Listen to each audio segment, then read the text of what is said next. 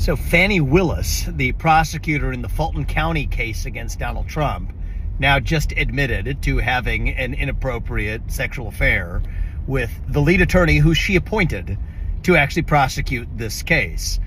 A few funny things about this. First of all, you got to love the fact that this admission came on, of course, a Friday afternoon before a weekend.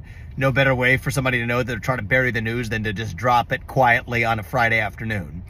Second thing, and I just got to observe this, is that no doubt that if Fani Willis were the man and the other appointed attorney were the woman, there would be a far greater specter of concern here than somehow if it's the woman that's actually on top in the hierarchy. But put that one to one side.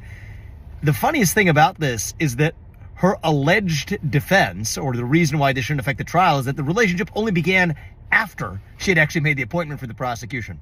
Now, if you think about this, that's actually backwards. I mean, it's bad either way.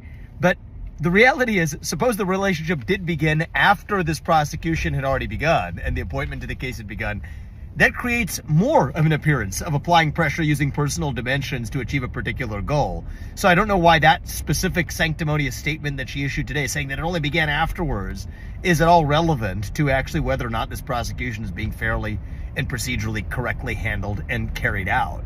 And if you imagine if this were a Democrat president defendant with a Republican prosecutor who had an inappropriate affair, say it was a man with a subordinate woman, putting pressure in the middle of a case, using a personal sexual relationship to do it, there's no doubt that everybody would have this tossed out on those merits. Well, you know what? If we really have one standard of the rule of law, the same rules should apply the other way as well.